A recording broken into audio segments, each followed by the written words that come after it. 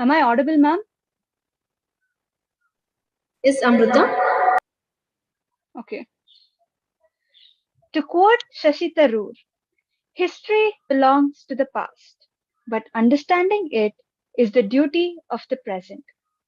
Barack Obama said the worst thing that colonialism did was to cloud our view of the past. In today's lecture, we will commit ourselves to enumerate the meaning of these words. Greetings to one and all present here. I heartily welcome you all to the Literary Regale lecture series organized by the Department of English on the occasion of our Golden Jubilee celebrations here at MLAC. And a special welcome to our guest speaker, Mr. Manoj Jain. Welcome, sir. I'm Amrita Raju, second year BSc student and today's Master of Ceremony. Before we proceed any further for the lecture, I would like to invite Deepa Prabha onto the virtual stage to invoke the blessings of the Almighty.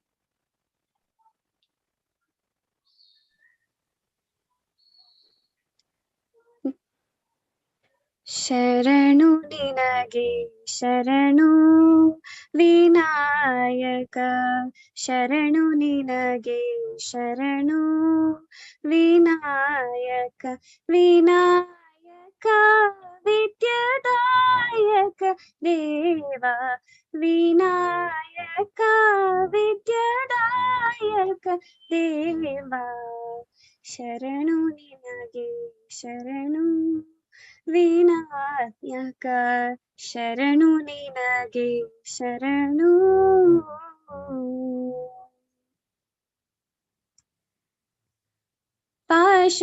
ಪಾಶಾಂಕುಶಧರ ಮೂಷಿಕವಾಹನ ಸರ್ಪಾಲಂಕೃತನೇ Gajanana ಪಾಶಾಂಕುಶಧರ ಮೂಷಿಕವಾಹನ ಸರ್ಪಾಲಂಕೃತನೇ Gajanana ಆದಿಪೂಜಿತ ನೀನು ವೇದ ವಂದಿತ ನೀನು ಆದಿಪೂಜಿತ ನೀನು ವೇದ ವಂದಿತ ನೀನು ಮೋದಕ ಪ್ರಿಯ ನೀನು ಗಜಾನನ ಮೋದಕ ಪ್ರಿಯ ನೀನು ಗಣಾಧಿಪ ಶರಣು ನಿನಗೆ ಶರಣು ವಿನಾಯಕ ಶರಣು ನಿನಗೆ ಶರಣು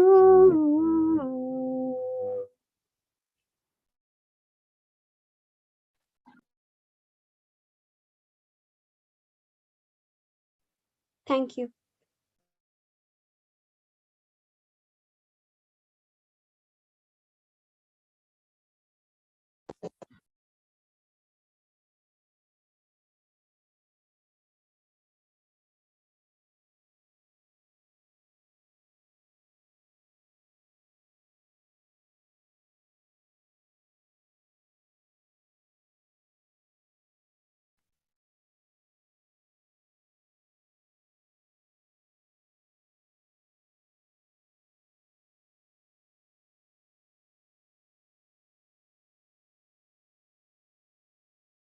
Amrita, you may have to unmute. Can you hear me, ma'am? Yes. Hello?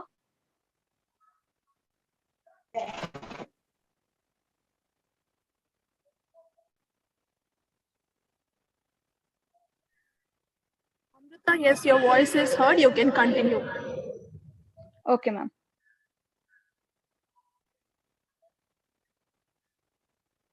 Now, I would like to invite Ashwati to introduce our guest speaker, Mr. Manoj Jain.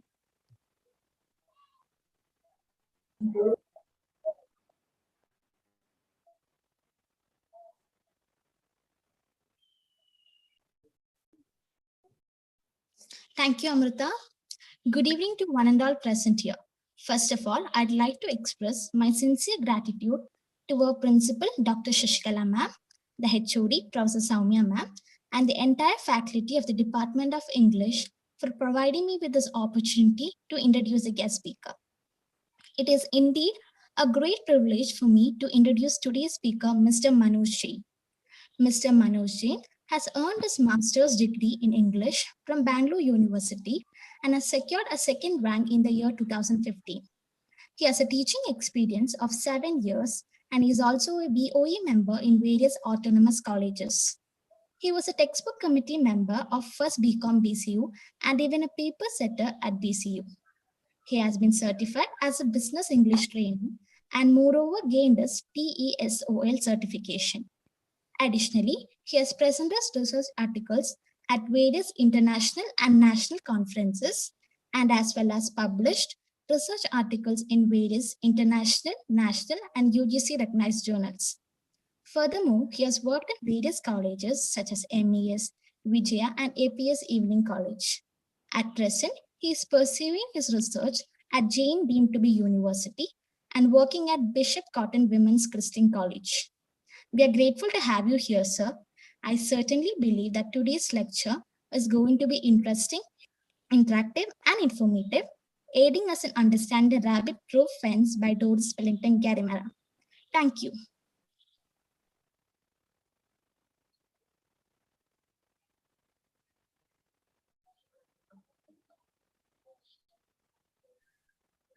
Now, I would like to invite Ritika to introduce us all to today's lecture.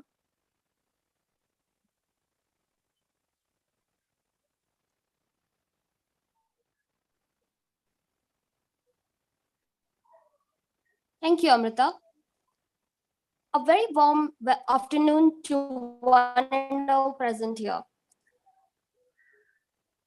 As quoted by Mark Twain, the secret of getting ahead is getting started.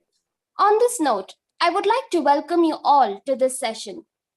I, Ritika Pai, student of BSc CZBT stream, take this special opportunity to welcome you all to the webinar on the topic Rabbit-Proof Fence, prescribed in 4th semester additional English textbook. It gives me an immense resource person, Manoj Jain, who has an extensive knowledge related to the syllabus of additional English. I am privileged to welcome our principal, Dr. A. Shashikala ma'am, and the HOD of English Department, Professor Soumya ma'am, and the entire faculty of Department of English. I also extend my warm welcome to all the participants present in the meeting on both Zoom as well as YouTube. Let us all participate in the webinar and make the most of the resources. I am sure that all of you will enjoy the session. Thank you.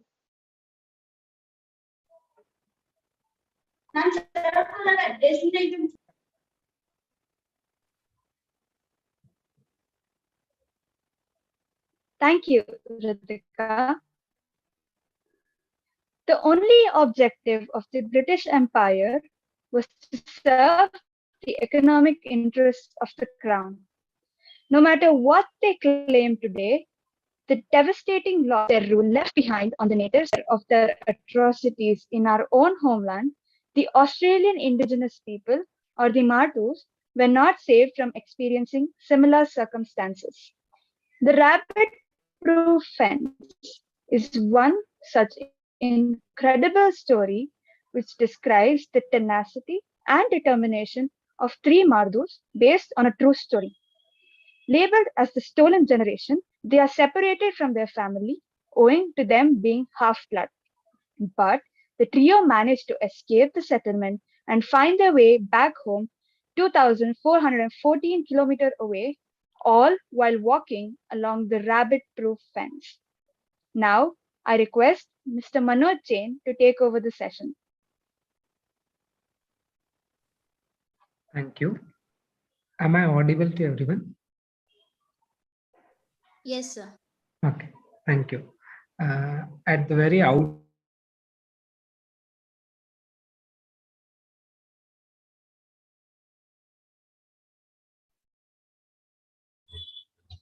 Manoj sir, you may have to unmute yourself. Okay. Is it clear now? Hello? Yes, sir. I'm telling at the outset, first I would like to thank the Department of English, MLAC College, for giving me this opportunity. Okay. Indeed, the topic rabbit proof fence, this novella, it is very interesting for us to understand. And being an Indian, we would be able to connect to it very well. Before getting into this novella or the or you talk about story, okay, I would like to ask that I would like you to be introduced to the first concept of how you are going to be familiarized with this text. Now, in today's audience, I would like to ask that how many of you have watched or read Harry Potter? Yes? Okay, I see one hand going up. Priya? Okay. Okay, few hands over there. Okay. Now, if you have seen there, you will see that how there is a very subtle discrimination will go on against the girl. Is it right? All three, Harry, Ron, and yes, Hermione. Hermione, correct. And why Hermione is seen different?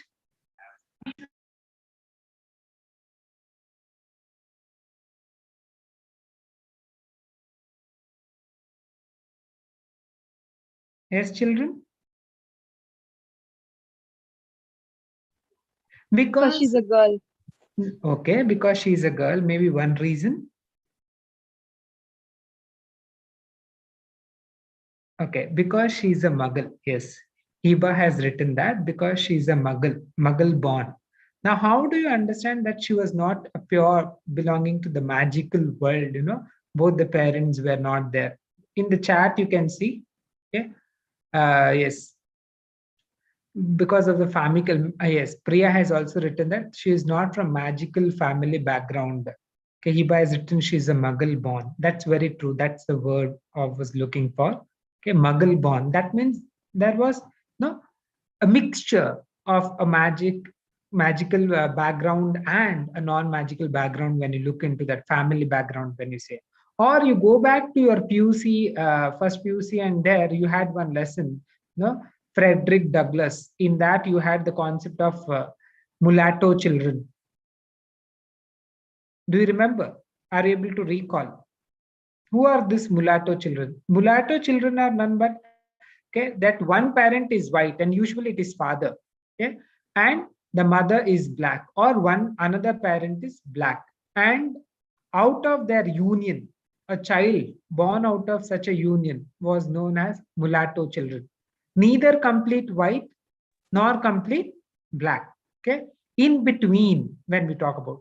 So with such concept, okay, this rabbit proof fence also speaks about half blood, okay, half caste blood as one of the main important theme. Okay, how they are discriminated. Now, going ahead with this, if you see that how in rabbit proof fence especially, okay, when we see how here the colonization took place in Australia, that's very, very important. You have to focus in this short story three things, then the story will be very clear to you. First is colonization, as rightly mentioned in the introduction. Okay? And then you talk about stolen children and aboriginals. Aboriginal is one such community which was alive, living for around 40,000 to 50,000 years in Australia. But when the Europeans, when the whites, they started exploring all different lands, like they came to India also, they went to Australia, they went to Africa, same way they went to Australia, and they did not take in consideration the actual aboriginals or the rightful inheritor of Australia, aboriginals, who were there much, much before them. Okay? For about 40 to 50,000 years history, they have records of their own, because it was all oral tradition when you talk about. These aboriginals are nothing but one particular community to which they are the particular rightful inheritors of Australians. It's not the whites, it's not the settlers. This white colonized Okay, they are the settlers. They went there and they have settled there, just like in India, how they came to India and they took the control over here. They ruled Indians, but they went back, of course. But in Australia, this was not the case. They settled down there. Okay, they took all the rights over there, and all the Aborigines were pushed to the margins. Okay, slowly, because Aborigines were basically nomads. They lived in harmony with nature. They never had like concept of anything hoarding down or stocking for themselves or making their own place or so. They always lived in harmony with nature. They lived at one place for certain years and then they moved on thinking that this has to be rejuvenated. The land has to be once again be fertile. They did farming and all. They were agro based basically, and they lived in harmony with nature in sense how they utilized resources to an extent, but when they understood that how it's depleting or so, they moved from one place to the another place.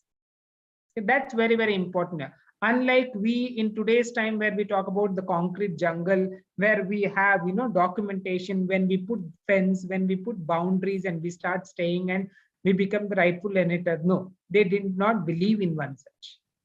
Now, how, when we look into this particular, okay, so when the British colonizers landed on Australia, what happened? They simply did not consider the Aborigines and their territories to the point that they defined it completely as empty land. Okay?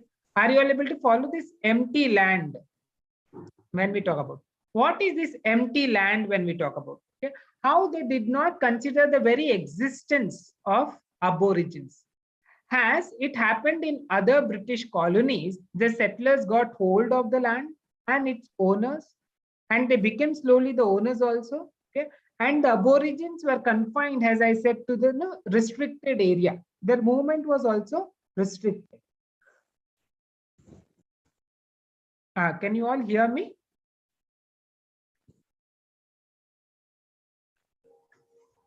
Yes, sir. Okay, I may ask me in between because I need to get the confirmation whether you are there or not. Am I audible or not because of the technical parts? No? Yeah, please don't mind. Yeah. So as I was telling you, how the Britishers, they came there, they settled down there, and the original, the rightful inherited Aborigines, they were pushed to the restricted place areas as such. And slowly towards the end of 19th century, because you see 18th century after post 16th, 17th century colonization, it was rampant, and 19th, it was high peak. Okay? So Western Australia became a prosperous land. For whom? For this, for mining, for agricultural and or industries and all these things. And they took over it. In an effort to control all these Aborigines' lives and force them to leave and wanted to make them like whites. Okay? What did the British administration did? They forcefully removed from their territories and carried them to the reserves. They have started making these small reserves, 2 reserves especially. Okay? And they were trying to train them. Okay? Up to their expectation, and they wanted them to be their replicas. They wanted them to be just behave like them. Okay. Now, so Aborigines very strongly refused to be white. So what did they do? They were not ready to bend down. So British also, they formed one law. Okay. They planned to take many children away from their families and grow them in special settlements where they could learn to behave like Europeans and study European and especially English culture. That's what they wanted. Just like in India, why did they introduce English here? For 2 purposes. One, they wanted the administrative work to be run smoothly. Another, for the communication purpose. Same way, okay, one of those reasons you will see that they wanted the laborers. So that's also one reason. Though they talk about, welfare, they talk about development and all. Okay, the main purpose, they wanted workforce. Okay, they treated them like slaves. Though they introduced English and they were talking about welfare, the law was introduced on the name of protection, welfare, development. That's all ironical. Okay? And as they moved, it became a very serious harm for Aboriginals and their society. Okay? Because children played very important role in Aboriginals because they had this oral tradition and they passed it from one generation to another, and children, they were taken away from their society, and that's when it became a problem because they couldn't pass on their legacy, okay, through oral tradition. Now, so in continuation, as you see that it went on, and this particular time when you see when children were taken away from their families, miles together far away, more than 2000 to 2500 kilometers away to the new settlements which they had constructed, okay, that generation is called a stolen generation or stolen children, stolen generation particularly.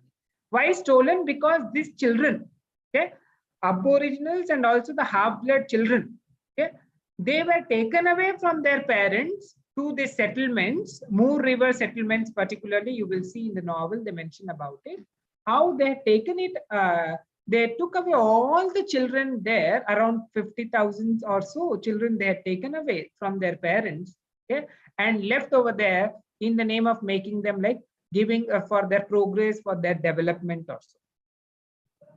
Now, so in this complete role of understanding what they did, okay, this is one of the very important concept or theme which is well depicted and presented in, okay, rabbit proof fence. Okay, when we look into this. Now, as we move ahead, we can also see how this many children, okay, who were taken away, they are very young to even remember where they came from, okay. They couldn't connect themselves well over there. They couldn't follow what is happening. At a very young age, they were taken away and their emotions become very blunt with their parents. So, and you will see around even they were abandoned. Some children were also abandoned by their parents because they couldn't help, and they grieved for very long, and there were many consequences they suffered. Many were in depression and all those things, both children and parents, and they were also brainwashed in those settlements, showing this particular Aborigines in a very low light, showing them like uncivilized barbaric brutes, or they were also said that how there's only one God. It's also about religion. Okay? They believe, they wanted to make everybody more of follow one Christianity, and how they wanted them to absorb completely in their culture and leave Aboriginal cultures. Okay? And that's what happened. This tragedy went on for many years to happen.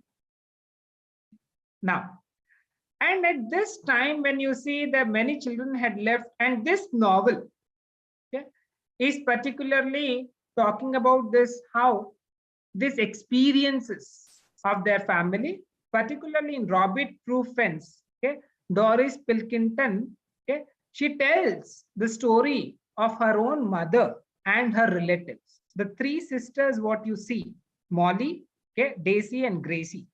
Molly is none other but Doris Pilkington's mother, Gracie, her half sister, and Daisy, and Gracie, the cousin, when you talk. And how this specifically, they belong to the stolen generation. They have been hidden away for years and they didn't know, and they're moved from that, how they are taken away from their parents to the settlement, and the escape from the settlement back to their family was the main, okay, completely depicted in this novel, The Rabbit Proof Fence. And how they also, and you will see that over a period of time, this whole language, what they learn, okay, this English, when you talk about this language of colonizers, through this novel, you have to even understand how the writer has used this language to speak about their own grievances, okay, to speak about what wrong been done to them, okay, using the language of colonizers, which is no more, okay, which is no more of colonizers, but they have made their own, okay, using the language of colonizers against them. That point also you have to keep in mind, okay, because Britishers had never thought that this may happen to them. Okay, now when we move ahead, you also have to keep in mind that how this particular story talks about what has changed, how this happened. Okay. Now, in this particularly, when you see how you can see particularly how this happens. This completely, this whole rabbit proof fence speaks about the two, which is split in two parts, which is there in two parts. One, if you take about ancient uh, aboriginal culture, and the another part talks about that settlement, Moor River, and colonizers and their journey from the Moor River settlement to back to their family. Now, one more thing you will talk about, I would like to highlight, is about rabbit proof fence. Okay, now the title, from where it comes. Now, as you see this fence, which becomes a landmark for, okay, the Molly and other sisters to come back to their parents, which is a very, very long fence. Okay. So how in this particular story they talk about these three sisters, they were all, these three girls, they were living in all happy state with their family. Okay, had a good time, and just like any aboriginal culture they were following, and all of a sudden when there is this introduction or the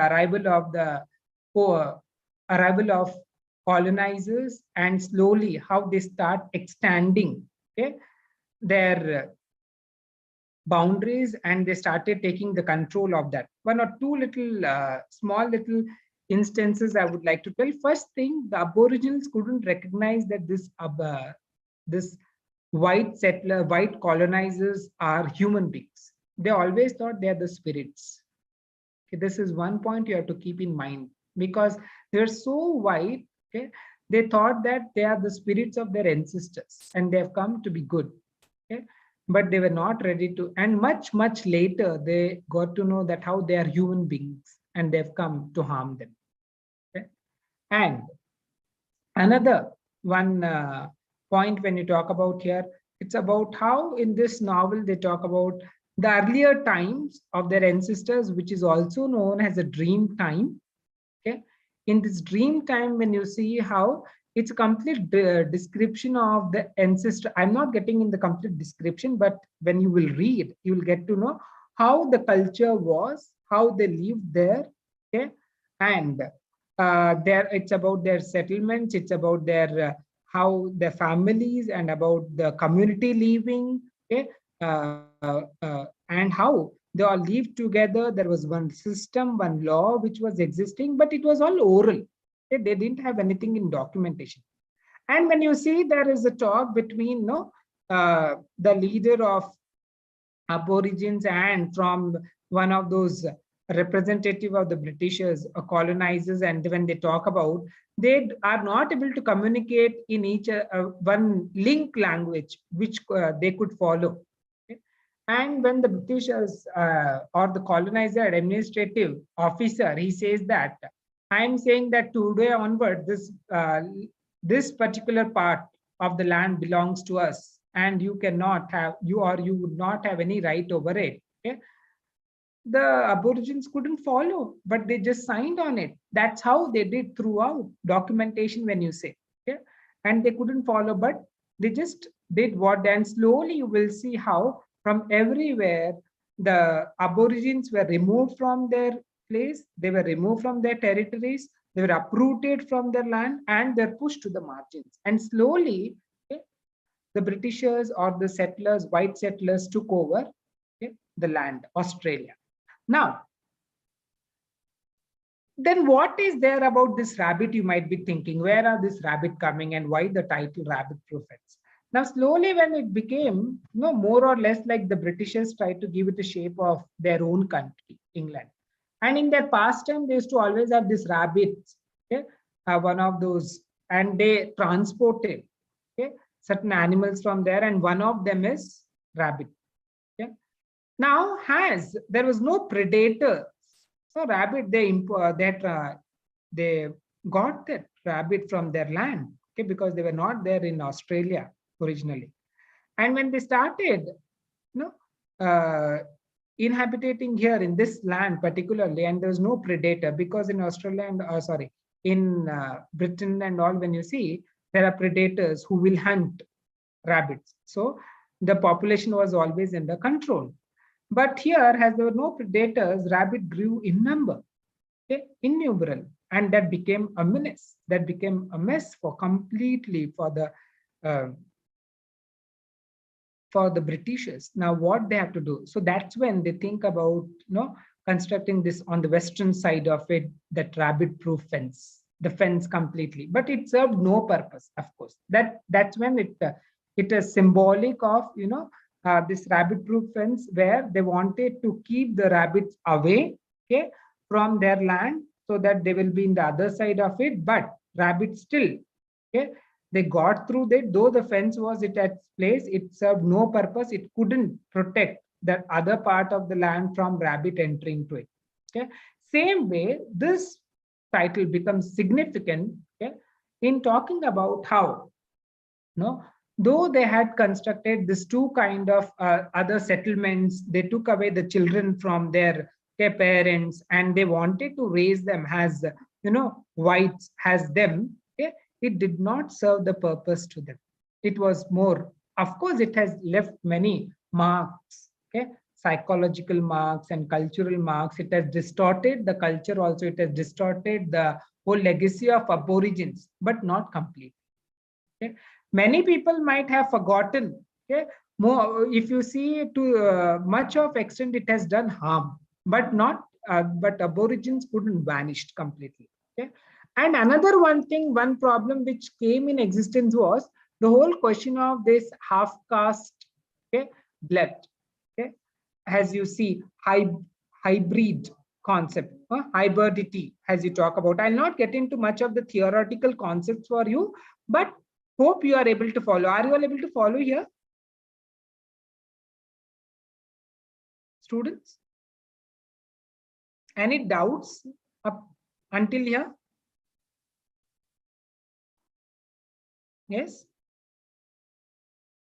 No? Okay, fine. I hope you are all able to follow. Okay. Now, this is how it goes on, and how they are removed then this whole Australian territory, which was seen as sacred place for aborigines. Now they are not able to claim, to own it, and everything which they shared, now it became a private property, and which does not exist for them. Okay? And they couldn't, this does not prevent them from taking any care of their territory, or but still, but they had as I mentioned, the Britishers took away everything from them, and they got them signed on the documents, because they would have conducted in a very nomadic life within the region. And they did not move very far, but slowly you will see they will be pushed to the margins. Okay? And it was a point for them in their history that no return was possible, and some parts of their cultures are lost forever. And this is how they explain that children tried to escape from the British settlements or the missions, but only very few could succeed in doing so. Okay. Yeah. Now, as we move ahead, okay, you will see this is a very uncommon experience which is narrated in this particular novel. Okay, and it is very autobiographical also. Autobiographical in biographical, because not autobiographical, biographical, because it's not of the author but author's mother and her relatives, and how they talk about completely of this book structure. And now in this book you will see there are several sections. Okay? Because this is how it follows the tradition of oral, okay? Oral storytelling. Okay? How from generation in India also storytelling was very, very popular. Okay? And people have been used to that. They used to pass on the messages, they used to pass traditions from one generation to another generation through the oral, okay, storytelling method. And that's how it has been written in this novel also, and you will be able to follow that why it is different, okay, from the other novels. This is the reason that this is used. They have used the technique of oral tradition, same way as you see even in our epics, Mahabharata, and also they have written. Okay, there are also the examples of Okay, oral tradition, when you see how they have written this. Are you all able to, is it clear to you?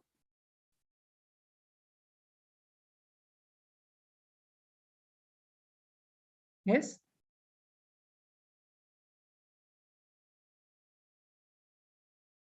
Children, are you there?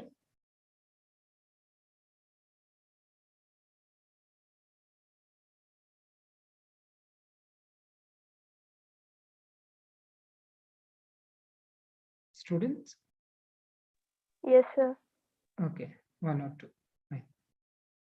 So this is what the whole I had planned to tell you about this. I am not telling you the complete story also, I know, but it's about the how these three girls they escape, okay, from their how they are taken away from their parents and they are taken to the Moor River settlement and their escape from that settlement back to their family. The novel is about that, but it focuses majority of the part. It focuses on how the aborigines are completely discounted or ignored by the white settlers when they come. They are pushed to the margins. How their culture, the language is distorted, and aboriginals use the language of their colonizers as a tool against against the colonizers in talking about their experiences, in talking about their culture and about their legacies and about their past traditions also.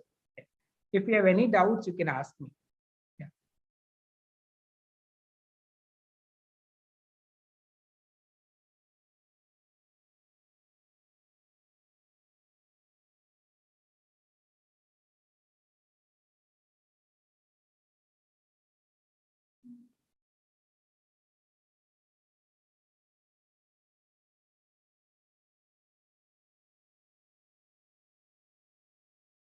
Yes.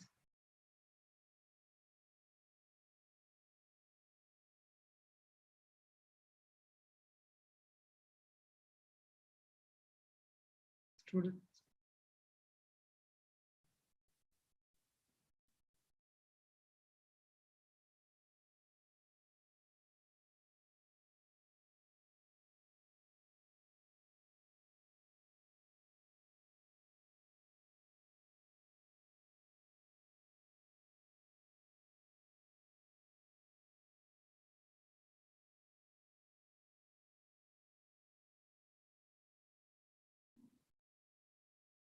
Any questions?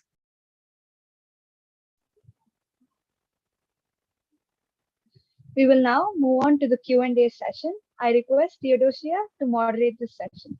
Over to you, Theodosia.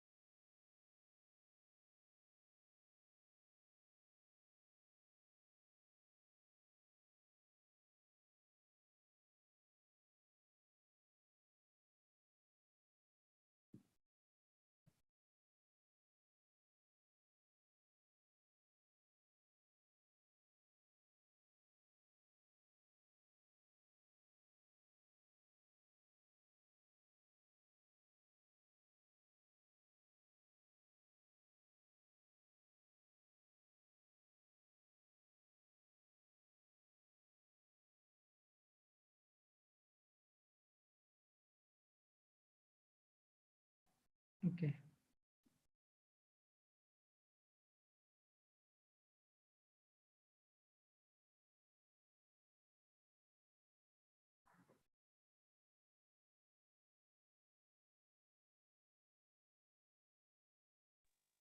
There is one question here. So there are questions in the chat box. Yeah. First question: why do you think the Aborigines Act and related policies were accepted and promoted in Western Australia? Now, see, the whole question of accepted does not come over there. As you see, if when you read this novella, you will understand that there was a communication gap. Okay, and there was no link language. More than communication, there is no link language, and moreover, the white settlers, no, they didn't give any way, any chance for them to agree or disagree. They just passed on the orders, and they said it is for the betterment. They used in the policies the words like upliftment, betterment, welfare, or so, which was not true, of course. Okay, and they were not given any chance to say yes whether I will like or not. It was just an order passed to them, and that's what they did. Just like in India, if you see earlier how they had made before Rajaram Mohan Roy made it, like point to protest against sati, banning on sati. Sati was accepted as Britishers, and they had agreed for it, and it was going on. And then afterwards, when he asked that it has to be banned, they said it is banned, but they did not actually work on it. So they always look for their own betterment. So as you say, Aborigines Act and related policies, okay, they were not the question of acceptance. I think it will not come, but promotion, because in the Western Australia, because they wanted it to happen, okay, because they wanted the laborers, they wanted the servicemen for them, okay, they wanted the girls and boys to work for them, slaves, and that's how they did. On the name of better life, on the name of making them more white, or giving them the same culture and etiquettes, or equipping them as the whites, which was a false picture which they had depicted, but they wanted servicemen for them. I hope I have answered your question. Another one question is asked by Amruta Raju. Okay. First one, is it clear to you? Shall I go to the second question? Ritika?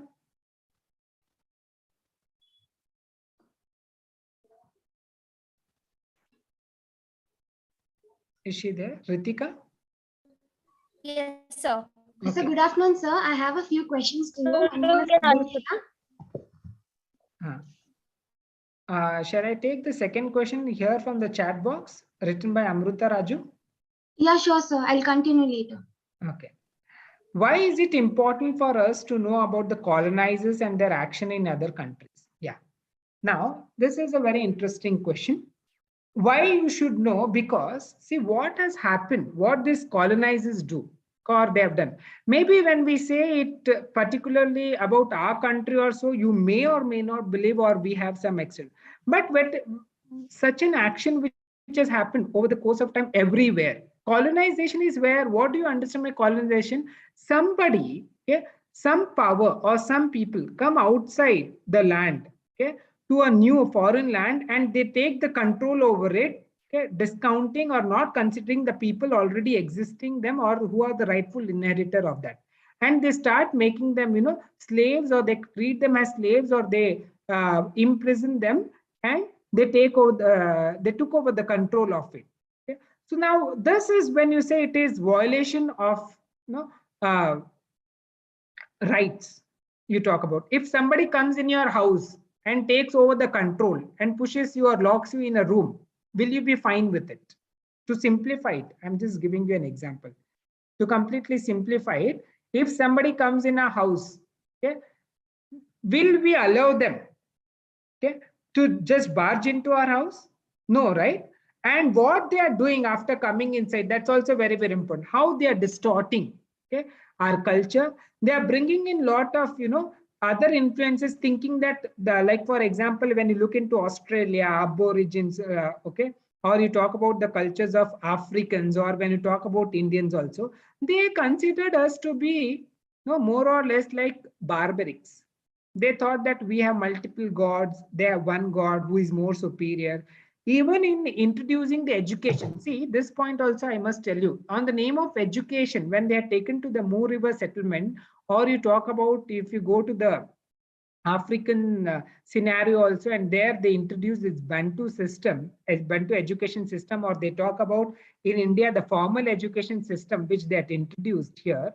Okay. All this education this formal education system had one purpose: to somehow brainwash and make the new generation, or the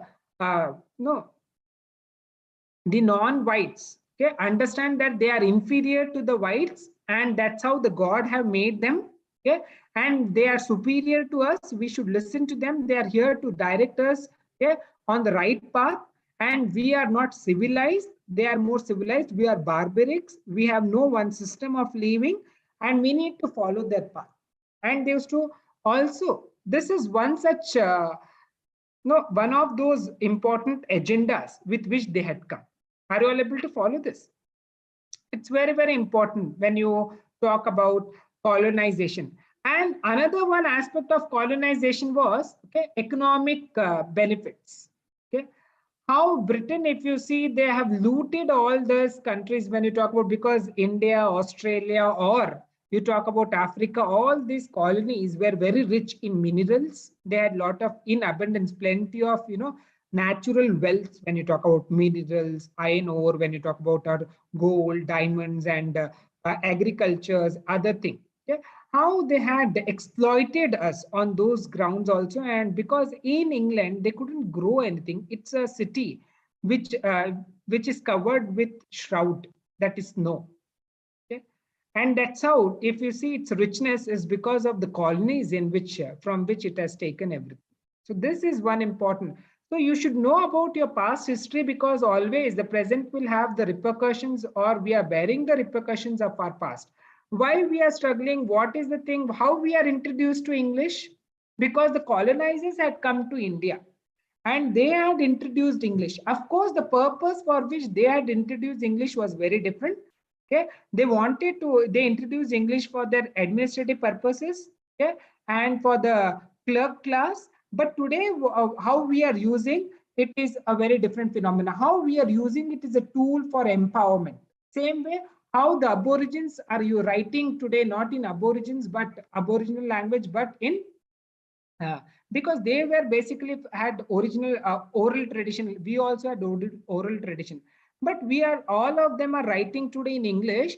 Okay, it's like writing back to the empire. You are writing in the language of the colonizers to talk about that how they have distorted our culture. It's about genocide, the concept of killing of culture and legacy of some other language of other cultures also. So that's when it is very, very important to learn about colonization and its effects also and impact what we see today. Okay? Yeah. Is it? Yeah. I hope. So my second question to you is there any symbolic representation of the fence, like security, separation? Yes. As I mentioned to you about the fence, no? That why did they construct this fence over there? Okay, because I said has rabbit-proof fence. The title itself says they had imported or they got their horses and rabbits and all from England to Australia in western part when you see. Now, as there was no, and it was their favorite pastime also. Okay, shooting, hunting, and all was their pastime, and they used to go for that partridge, hare, and rabbit and all such. But as you see, in England, there is no predator for the rabbits. What do you mean by predators? Like those who will eat away. In natural biology, if you talk about the food chain system, okay, how some animals are eaten by the bigger animals, smaller animals are eaten by the bigger animals or so. But in Australia, for rabbit, there was no predators. Okay, so they grew in short time. They grew in a very huge number. Okay? And it was out of their control, out of the British control, government control to control their population. And they had created a menace for them. Now, what to do? So that's when they had created some 1,800 plus, okay, 1,850 or so approximately kilometers rabbit-proof fence. Okay, but still the rabbit, okay, now they couldn't stop the rabbit from entering from one part of the Australia to the another part, because they dig into it below the fence and they entered the other part. Same way, fence become a symbolic how for the Aborigine children whom they have taken away from their parents, okay, to make them more as a whites, okay, and to make them more civilized. How these three girls, they escape from there, they travel approximately 2,000 plus kilometers from the Moor River native settlement to their family, okay, by the help of the fence. Okay, the fence from one end of the city, from one end of the continent to the another part of that, okay, 2000 plus kilometers they travel and they meet them. Okay, so that's when it becomes a symbolic, that oxymoron again, like how it was of no use, though they had fence, they had laws of keeping them away.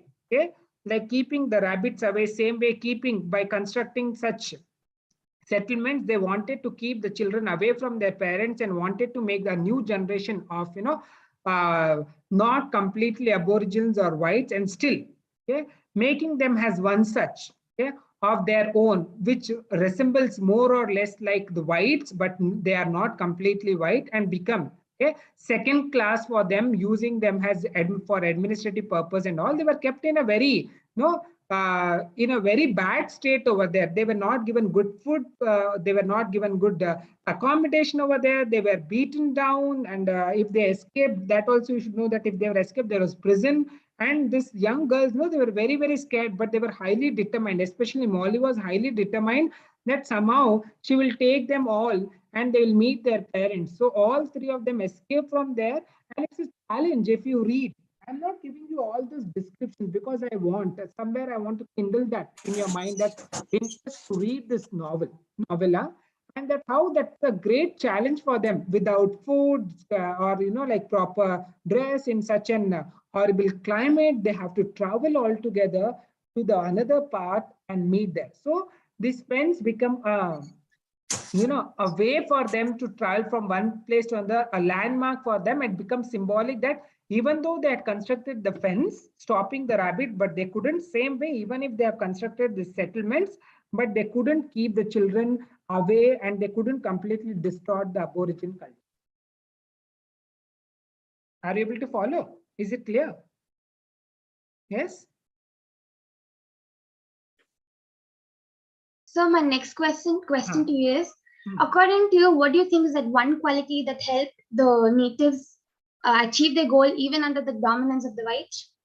See, because they were basically, they resisted. Okay, they wanted to keep their. Now, this question is very, very important for you to understand, and this question, the answer for this is very much the novel. Okay, because you see how they wanted their culture to be alive throughout. Okay? And how they used oral tradition. But when the children were taken away, as I said to you, children were the key linkers from one generation to another generation to be passed on, isn't it? So how this oral tradition, once it was distorted, they started writing it down slowly. And that's when all this Doris Pilkington also, if you see, she has written it down because they have used the language of colonizer, but still they have narrated their own experiences. Okay? They're talking about their legacy. That first part, if you see, it's completely called as dream time.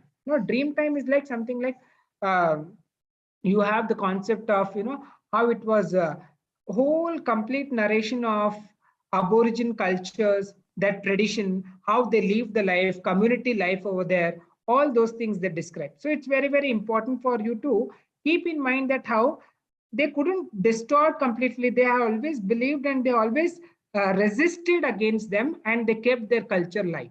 That's very, very important. They resisted. They did not bend through. Okay? They did not surrender against them. Even then, they were beaten. They were in huge number. They were killed. Yeah. So, you will see, just to elaborate on this a bit, I will say that in 2008, if you see, the Prime Minister of Australia, in one of his speech called Sorry Speech, he has given a strong speech. I think you should watch it on the YouTube or read it, where first time a white settler has agreed that they have done wrong, okay, to the Aborigines, to the actual inheritors of the white, and they ask sorry for every deed over there. It's a very, very strong. And of that whole sorry speech committee, Doris Pilkington was also a member. It's not an easy to make somebody, to agree that what they have done throughout for centuries, they have done wrong to one such tribe, and that finally making them to agree. It has never happened. See, we couldn't do that. Could we do that? But they could do. Indians couldn't make British realize that they had done wrong to us, but Aborigines could, because they settled there and they never gave in. That's one thing. they always believed in fighting. Same way when you see African culture also. Shall I continue to explain a bit of it? Is it okay? Yes, sir. See, even in African, if you have seen, especially when they started writing, yeah, they did not look for any stories or so. See, I will give you a small example here. If you read uh, one of the very popular Indian novelist, R.K. Narayan, he lived the time when Indians were fighting for freedom. In his any novel, you will not find any mention of such. But it was always a light reading. If you see, look into it, was more about the society, more about the social struggle or other things when you look into. Nowhere he speaks about the Indians or Indian fighting or so. Same way, okay, it became, if you look into the Australia, if you look into Australian, or if you look into the African regions, they use their own traditions, they use their own experiences to narrate what all has happened to them, how they are marginalized, how they are trampled by the whites, their experiences with colonizers, and about their past histories, so that their next generation, they are well equipped, they are aware about what has happened to their ancestors.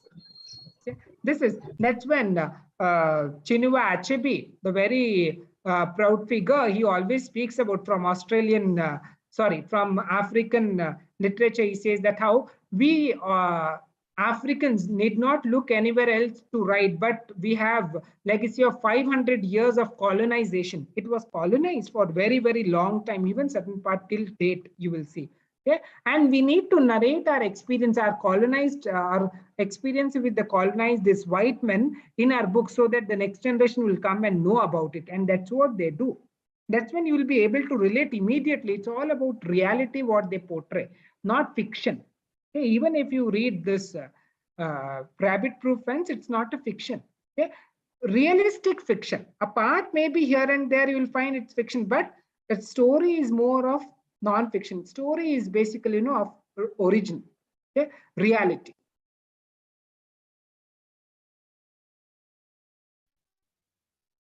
So my next question is, how has the mental restructurization and the disturbance on the stolen generation affected their daily lives? What's the influence? Now see, daily life completely, if you see in the stolen generation, okay, as I said, they were taken away from their roots itself.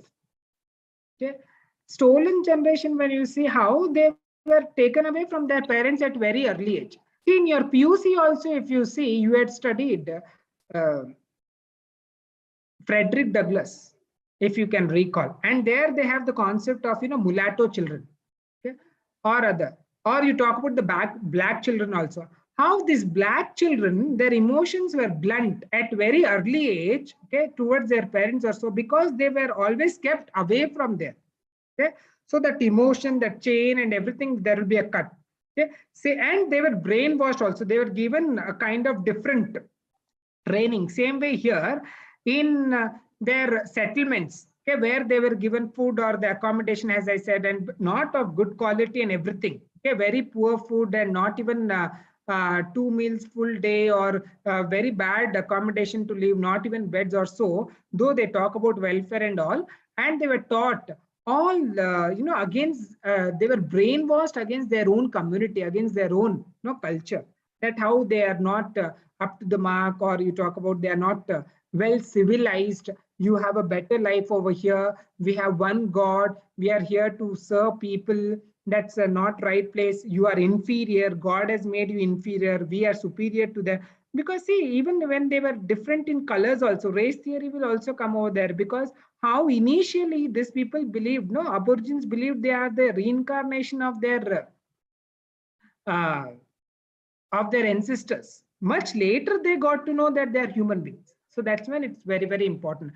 And that had an effect. So many children, they couldn't go back and accept it also, their culture. So that is one other one. And mainly it was hit that they couldn't speak their own language. Aborigines had their own language, but these children couldn't speak their own language. It was it. Now, That's another one major genocide, death of a culture or killing of culture. When you talk about language, is one such important aspect whenever we talk about this particular concept, and how this Moor River settlement, colonization, they are all the reason for the disappearance of Aborigine culture to a larger extent, and their language also. Yes. There is one question here by Ritika Pai. How did the government view these girls compared to the others in the tribe? Of course, they were viewed as, which government you're talking about? Then the government which had passed the law that they have to be taken, to this Moor River settlement, they viewed them as, rebels. With great difficulty, they escaped. Please remember, if there was also a black employed over there to keep the eye if anybody escaped, and if they were escaped, they were also caught and they were tortured. Okay?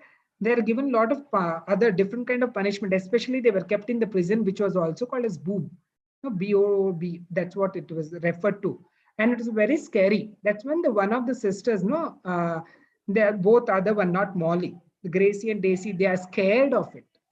But due to the Molly's determination, they agree, and they all finally decide they will go from here, and they want to go back and meet their parents. They want to go back to their families. And Kalpita has asked about why was the fence significant to the tribal people? Significant in sense here, the significance here I mean to speak in the symbolic. Okay? More than for the tribal, how you look into that significance is here, that helped, okay, for these three little girls in the novel to go from one end to another end. Now here, the significance here, if you look into how, though, see, fence is for what? Blockage. The very word fence means blockage. You are stopping somebody, okay? But when it has failed to serve its purpose, when it couldn't serve the purpose of stopping anybody, then it's a same way how the fence was constructed to stop the rabbits. But still the rabbit, under the fence, they went from one part to another. Same way, you looked at how the fence had held from one end to the another end, because it was around 2000 miles or so, approximately 1815, 1500 miles or so. It was that long from one end, and it helped these girls, to track from one end to another end, to go from, they traveled to some extent, and then with the help of this fence from one end to another end, they reached their family. They could go back.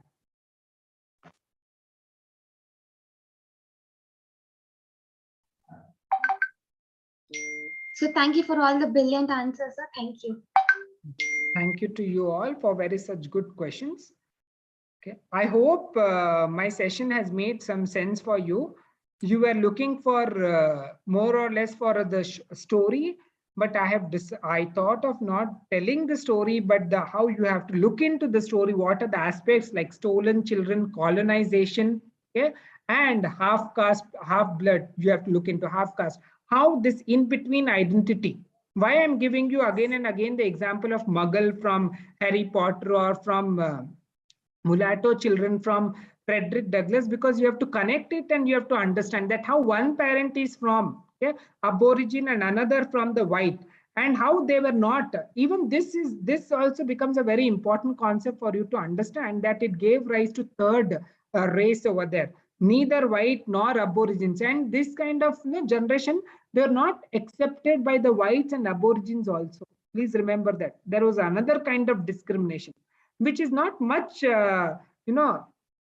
dealt to that extent in the novella, but yes, it's there. It is there. You can see with that Molly's half sister, okay, how she is treated very differently throughout the novel. You please remember that, and when you read, you can make out the difference, in treating them. This is another one theme which you have to keep in mind. And remember, the first part of the novel is about the dream time. The first part of the novel speaks about the ancestors, completely about the culture and lifestyle of Aborigines. And the second part about the slowly from first parts onward, you will see when we enter the second, it's about the entering of colonizers, and from there on, how these three girls, their journey from their more settlement to the family.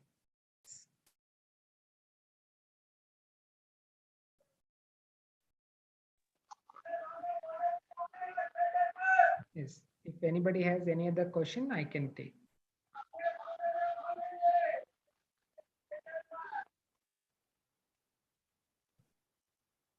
Thank you, sir, for answering all the questions. And thank you, Theodosia, for moderating the session.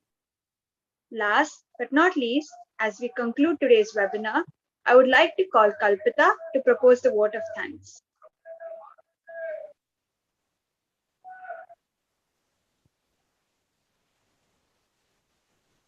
Hello, am I audible, Amruta? Yeah. Thank you. Good evening, everyone. I feel grateful and honored to be a part of this wonderful event. Speaker, Mr. Manoj Ji, who has graced this event with his immense knowledge. I would also like to thank our beloved principal, Dr. Shashikala ma'am, the HOD, Professor Soumya ma'am, and the entire faculty of the Department of English for organizing and giving us the opportunity to participate in today's event. My sincere thanks to all the volunteers.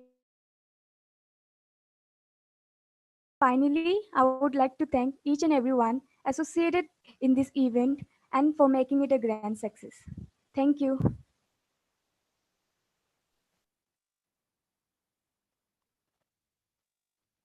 Thank you, Kalpita.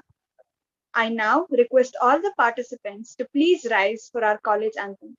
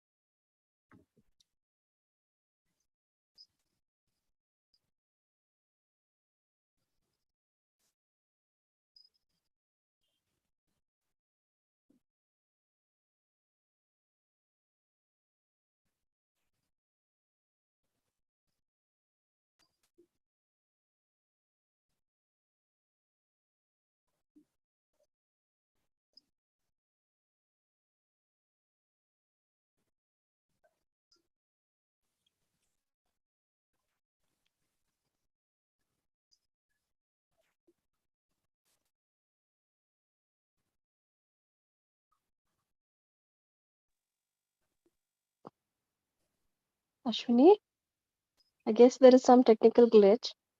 I'll move on to the next thing here. Because it is already 5, everybody would get late.